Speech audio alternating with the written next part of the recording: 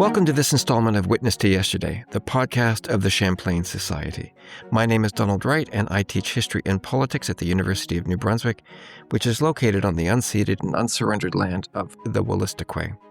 Today, I am interviewing Carman Miller about his new book, The Black Box, Lady Bessie Borden's Family, 1863 to 1956, published by the University of Toronto Press in 2026.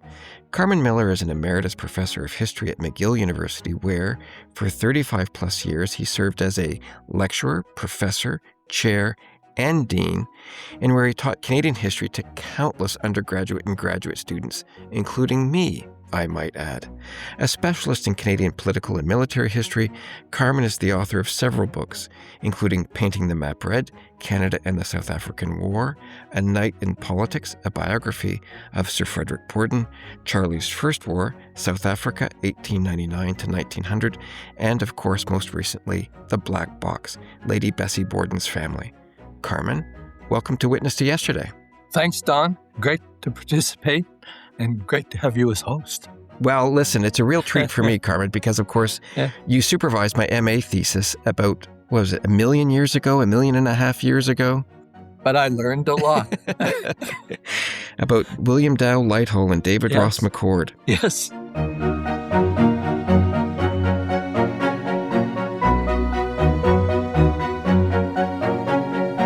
Carman, I loved your book, and I had the privilege, our listeners don't know this, but I had the privilege of reading your book when it was a manuscript. You fired off an email, Don, could I impose on you? And I said, no imposition at all, Carman. So I liked Bessie Borden. I got to know Bessie Borden when she was a manuscript and now as a beautifully produced book by UTP. She was a formidable woman. The historian Esther Clark Wright described her as a queen who ruled in a stately fashion. But I'm guessing most of our listeners won't know who Bessie Borden was. So quickly, who was Bessie Borden? Well, Bessie Borden was a fascinating person. She was the second wife of Sir Frederick Borden, who was Laurier's Minister of Defense for 15 years. In fact, he was the longest-serving Minister of Defense in Canadian history. She was incredibly intelligent. She was educated, university educated. At Mount Allison. In Mount Allison, Mount Allison was a pioneer in women's education, and the Bordens, all the women, took advantage of it. And she was one of the chief.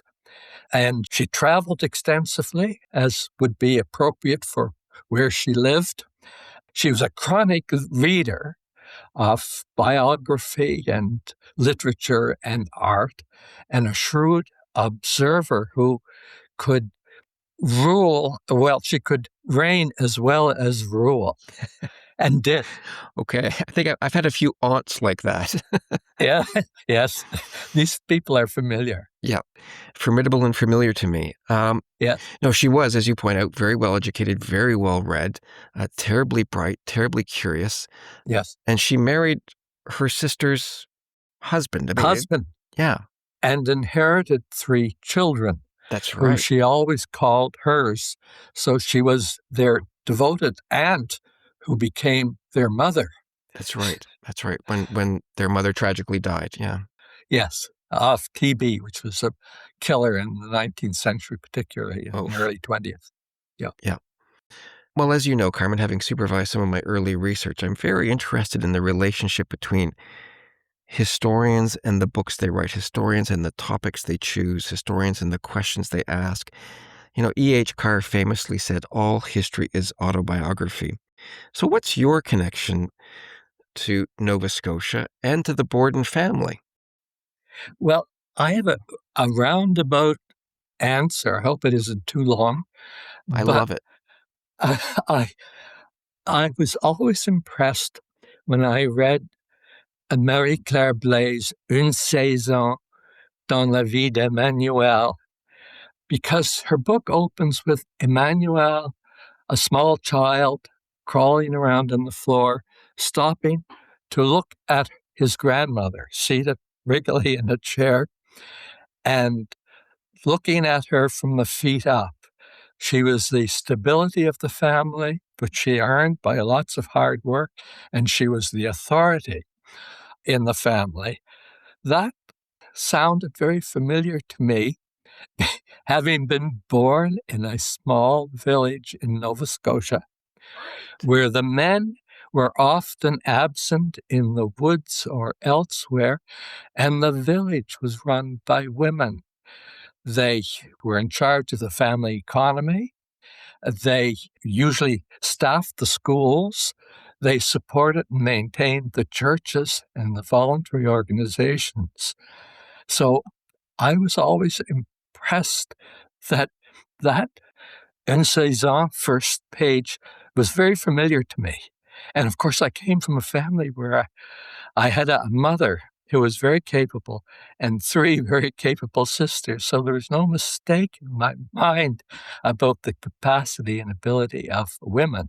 So Lady Borden appealed to me as a character that was quite familiar to me and probably to many other people in the area and in Quebec and perhaps elsewhere. So you recognized her. You kind of I got her. recognized her. Yes. Yeah.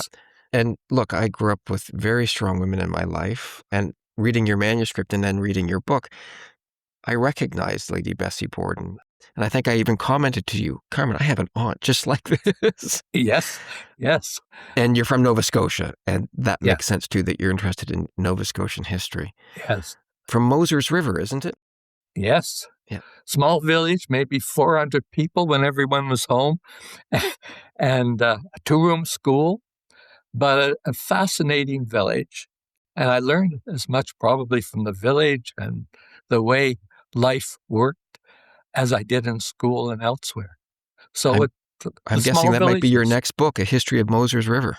I'm too old, unfortunate, alas. I don't think so, Carman.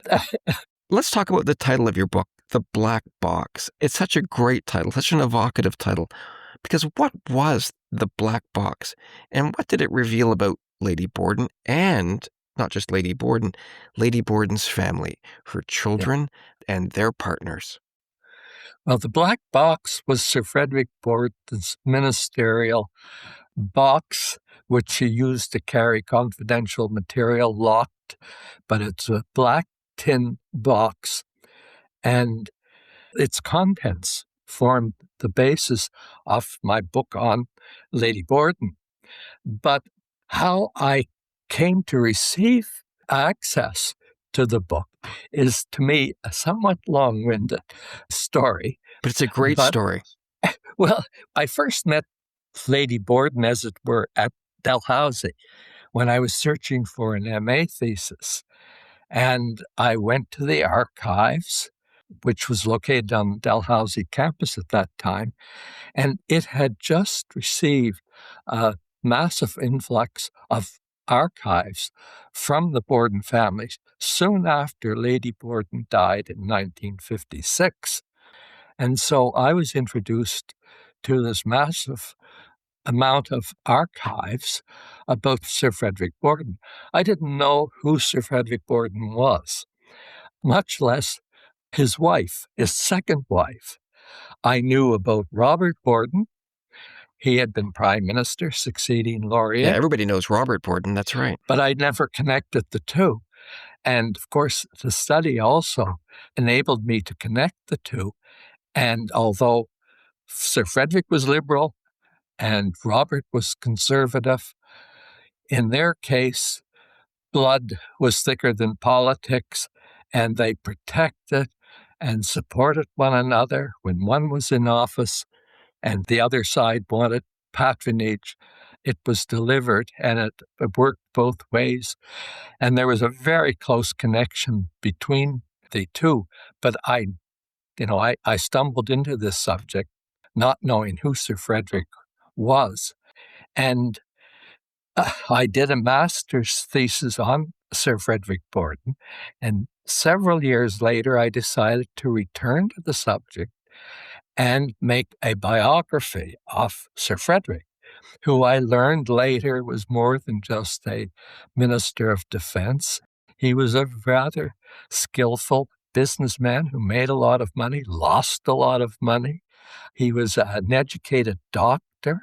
He had been educated at Harvard Harvard wasn't all that good at that time, but anyway. It's still overrated, Carman. It's still overrated. It's no McGill. No, but at the time he was educated, half the practicing physicians in Nova Scotia had university education. The rest simply had a certificate from the provincial secretary claiming that they had healing powers, but he was educated. And so he was an interesting person, and I decided to do a biography. But at that point, I became intimately acquainted with Lady Borden because she appeared in the archival record and then disappeared into presumed domestic anonymity. And it was very frustrating. And I tried to find more information on her, couldn't find it. I went to many archives. And then I had the common sense to say, well, maybe I should try to get in touch with the family. But what I didn't know then was that the reason she was not present in the archives is that historians and archivists had defined history as the public record, believing the private record should be retained in the discreet possession of families. And I first searched the archives until I thought, well, maybe the family knows something about it. So I had difficulty tracing the single remaining great-great-granddaughter of Sir Frederick Borden, but she was in Asia, and my book was about to be published. And so when it was published, I sent her a copy. She was now back in Canada, where she lived in the West Coast then. And she read the book, and where I said that I had difficulty finding information about Lady Borden, who she knew actually in Lady Borden's last So she had a days. memory of her. She had a memory of her. But she wrote me and said, well, I might have some material that you might like to see. And she said, if you would like to see, I'm driving across Canada, and she used to do it every year to property she still owned in Nova Scotia. And she said, I'll bring you the papers. Would you like to see them? That's fantastic. That's fantastic. So I remember seeing her and her friend carrying this heavy metal box into our house. And of course, when I opened it, there was all the material I would like to have had when I did the biography of Sir Frederick. But she left it in my possession and returned 2 more years with material, including fabulous photographs. It's very generous. Very generous, and she left it in my care. So my next problem was, what do I do with this material? I didn't want to write another biography. I resisted it. But then I started to read it, and it was fascinating. I bet. And opened a whole new aspect to history, and basically a history of women.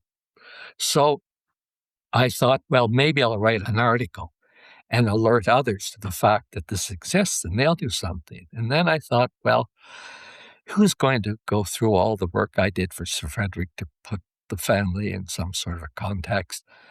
And so I realized that I was hooked, and I was going to write the biography of Lady Borden. So the black box was central to the whole project. That's right. It's such a great and compelling story that you get this black tin box. Yes. That opens up an entire world. And again, as you point out, it's not just Lady Bessie Borden, it's Lady Bessie Borden's children. Yes. It's her in-laws. It's all the private legal affairs, the settling of Sir Frederick's estate. Yeah. Which still amazes me. I think you and I have exchanged a few emails about this, Carman. Yes. That a man like Sir Frederick Borden died intestate. That just makes no sense. Died without a will. Makes no sense to me. No sense at all. And the family searched for weeks, convinced that there must be a will somewhere, but no one could ever find it. And why there was no will still is a bit of a mystery to us. Incredible. Incredible. Yeah. And now, of course, the black box didn't contain everything because you discovered that Lady Borden burned some of the papers. And Look, when I was writing the biography of Donald Creighton, I read that he and Luella burned their love letters when they were in their 20s. She was in Paris, he was in Oxford. They burned their love letters. So I know what it's like for a biographer to just read that. But why do you think she did that? Was it a sense of propriety? Was she protecting her husband? Well, I and others have speculated that she did it owing to what she found in the letters. But I first got a clue to this when I visited a neighbor, an elderly neighbor, who remembered Lady Borden and Sir Fred, and visited Lady Borden in 1917 at the time of Sir Fred's death. And she was sitting by her fireplace burning letters. And she said to me when I interviewed her, she never knew whether Lady Borden was weeping over the death of her husband or what she was finding in the letters, and that consequently she was trying to protect his rather exotic life and addiction to drink. Oh, yes. Well, alcohol takes a toll on any family. Yes. And I'm not surprised that she would want to protect her husband. But as a scholar, oh my God, don't burn it. No, don't, stop. Well, her elder, Sir Frederick's elder daughter, her stepdaughter, Elizabeth, a character in her own right. Very much. And she's a key figure in the book. Oh, she's a key figure. And I always found her very attractive because she was so eccentric in many ways. But she intervened in the 20s when she found her now mother burning, claiming that she wanted to do something and it was a pity to burn. She was very defensive about her father and his records. She adored her father. No one could attack him. And then in the 40s, Lady Borden decided she should clean up the papers because they had masses of papers in the third story of Borden Place. And so she spent, she said, 2 hardest weeks of her life sorting through and disposing when Elizabeth intervened again and said she was going to write this history. And although Lady Borden felt that Elizabeth was unlikely to do it because she was aging faster than Lady Borden. And that's awesome. Yes, but she stopped and had them taken back. But whether she was just cleaning house, I'm not sure. But Sir Frederick led a somewhat exotic life, and she may have tried to improve the record somehow. To improve his reputation, to protect his standing in the world of Nova Scotia and Imperial Canada. You know, we've been talking a lot about your book as a biography, and of course it is a biography of Lady Bessie Borden and her family. But you have, from a lifetime of learning and reading and thinking about history, you have an ability to link Lady Borden to ever wider worlds. Indeed, Nova Scotia wasn't on the sleepy edge of the North Atlantic. It was at the center of a growing economy, society, culture, with connections down the coast, across the continent, and into Great Britain and Europe. Riffing on Painting the Map Red, the title of your book on the Boer War, that map, Nova Scotia, was clearly gendered. How did gender shape the Borden world, and for that matter, Imperial Canada? Well, I think that Lady Borden herself, and this is not necessarily addressing the question of gender, but she grew up in that Atlantic world. She was one of Her Majesty's Yankees family that lived by the sea and were educated, as Hugh McLennan would have us believe, by the sea. And her father was a seafarer, a merchant who traveled, and travel opened these people to a much wider world that I think translated easily into an imperial world of Britain, where they felt they had a place. And of course, it also matched the basis of their economic well-being, which was the apple market in the Annapolis Valley. They practically occupied the Liverpool and London market for a while with Nova Scotia apples. And then it, I think, continued even into the 20th century, into shaping them into sort of international Canada. The fact that Rosamond, the last of the group of women to inherit the estate, she and her husband were semi-diplomats in Sweden, quite at home in Europe. And of course, she herself was educated for 7 years in Paris as a sculptor, Yes. a very attractive person. So they lived in an Atlantic world, and it's perhaps no accident that, in the 19th century, Nova Scotia reputedly had the fourth largest merchant fleet in the world.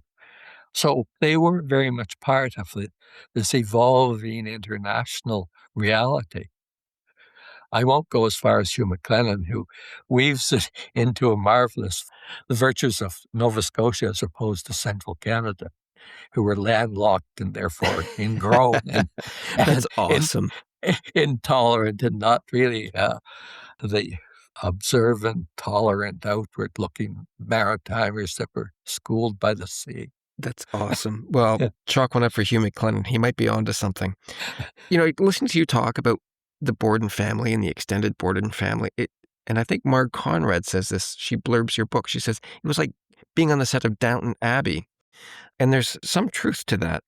There were public triumphs, of course, but there were private tragedies. How did Bessie navigate those tragedies? The death of her son in the South African War, for example. Well, they were plagued by family tragedies. She was particularly shaken, the whole family was, by the death of their son. And they never quite recovered from that because they imagined that he was going to be a replica of his father and perhaps not with the faults, because he was supposed to be a very virtuous young man as well. And he was a very attractive person. And to have him killed in war, their only son, was really tragic. And they spent their life memorializing him.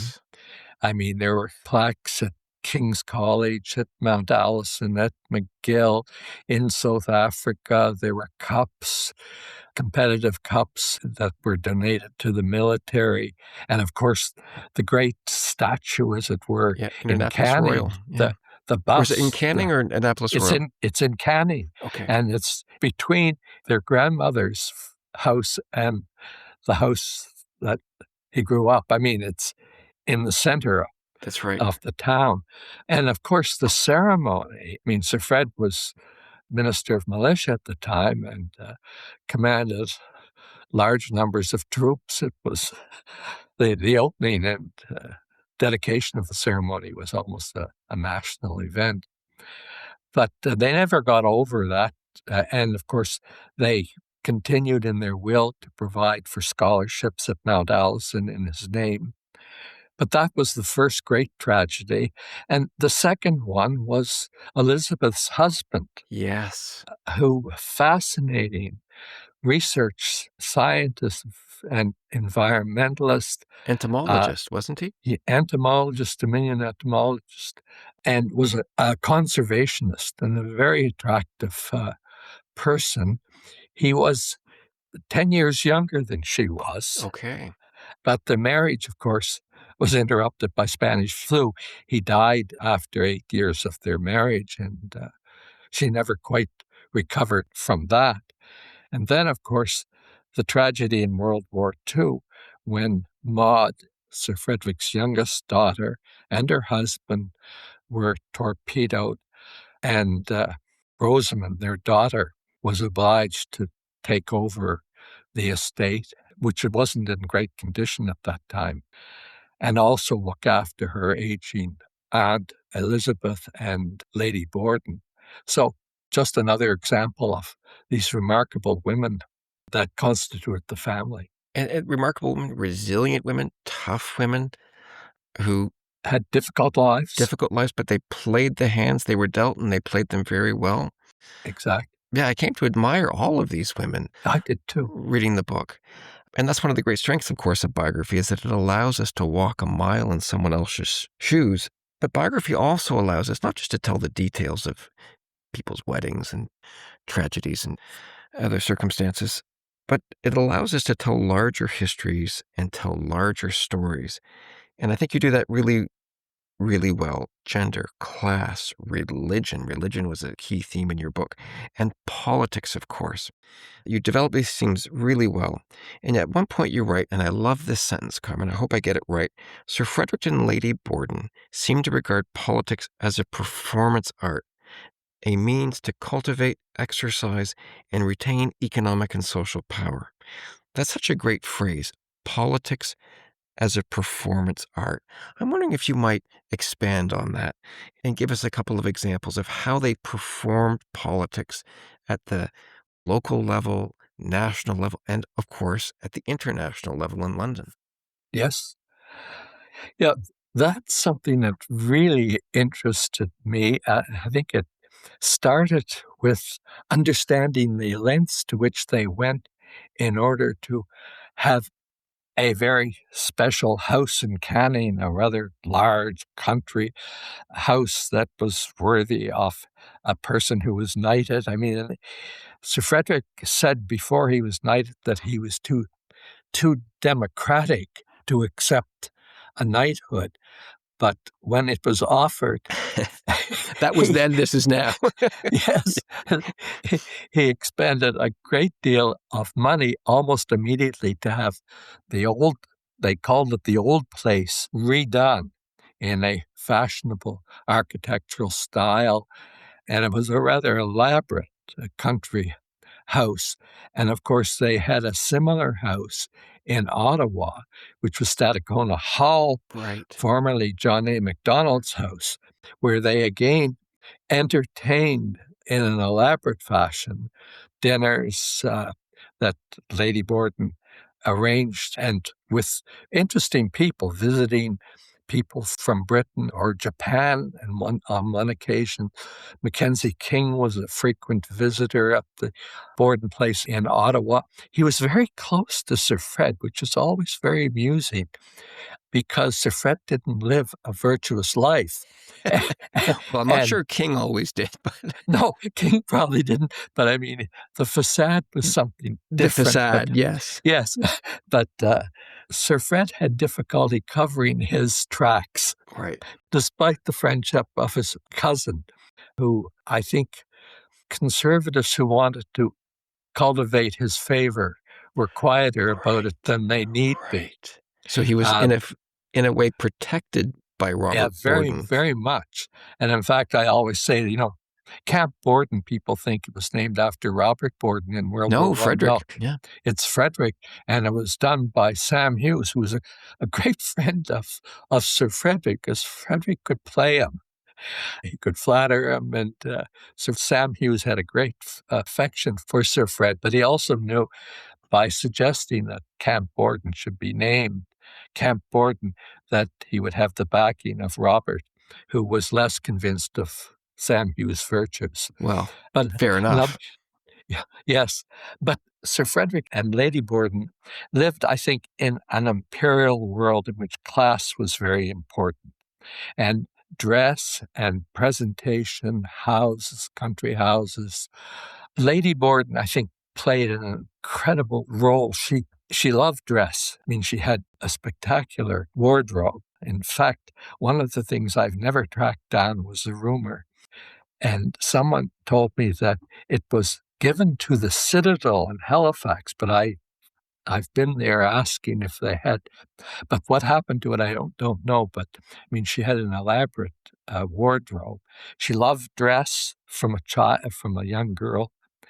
And she knew how to carry herself, and she was very popular in Britain and cultivated, but she was shrewd about it. She wasn't deceived by British political maneuvering, and she was the sort of person who advised her husband to be careful and not to sacrifice Canadian interests to the British because they were basically selfish little wretches, as she said, her private awesome letter to him. Yes, but houses, staging, dress, language was very important to her. She cultivated what she considered to be an Ottawa accent. She deliberately, she dropped a lot of her maritime expressions and accents to cultivate a particular Canadian accent. But she was very popular among an elite in Britain because she could carry it all off. But what was charming about her, she was never deceived by it. Right. And Sir Fred liked dressing too. And in fact, all of the family loved, and they loved photographs, and they loved to be painted by fashionable artists. Anyway, so to them, I think politics was a kind of a performance art. It's a great phrase. It's just a wonderful phrase. Yeah, but they're a great example of that. Yeah. Because we think of politics, the formal world of politics and cabinet formation and votes in the House of Commons, but Yeah. it's a much bigger world. Yes. And it is performance. And it is what takes place in the hallways, in the corridors. It's what takes place in people's homes, at dinners, at receptions. It's how you communicate with your dress and your mannerisms and your accents. And I think that black box contained so much. You did such a fantastic job of bringing that world back to us. Yes, there's the formal world of politics, but politics is much bigger. Yes. Carman, you've spent a lot of time with the Borden family. I mean, you talk about writing your master's thesis, a dutiful young MA student, going to the archives to write your master's thesis, and you happened upon Sir Frederick Borden. Biographers, and I want to talk about a bit about the genre of biography, biographers develop an intimate relationship with their subject. Sometimes it's a complicated relationship. Donald Creighton made me nuts at times, living with him for as long as I did. Ramsay Cook, I'm working on him. He's a much more straightforward and genial figure. But I'm sure you had a complicated relationship with the Bordens. Did you like Lady Borden, and will you miss her?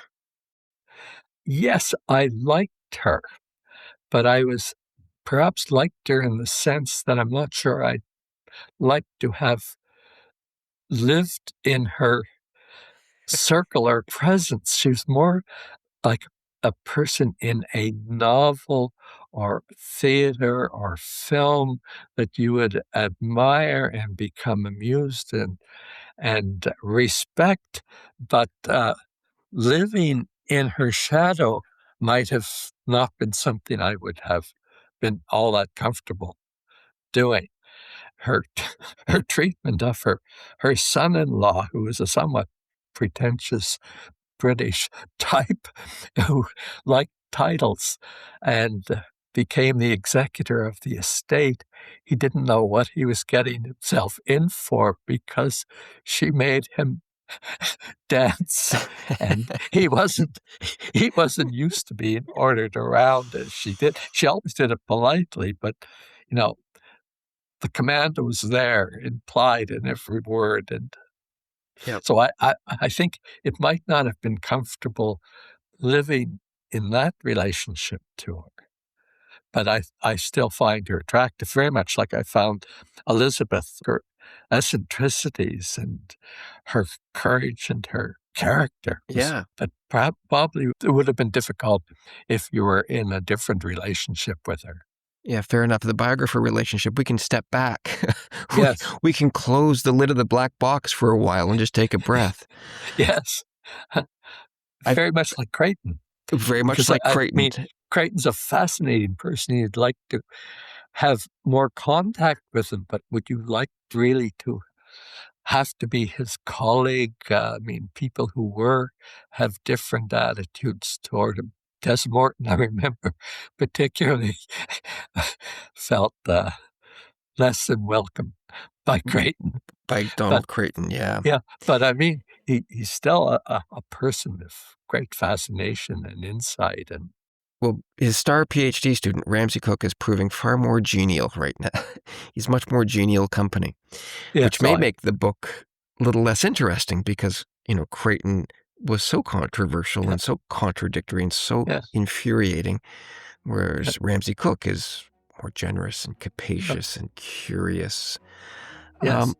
Listen, Carman, I've made you sing for your supper long enough. I just want to congratulate you again on the publication of what is a very good book, and I encourage our listeners to go and get a copy, because you will be amazed that the black box that you were given by the great-granddaughter contained an entire world. As Mark Conrad said, it contained our very own Downton Abbey. So, Carman, thank you very much for coming to Witness to Yesterday. Well, thank you very much. It's great talking to you.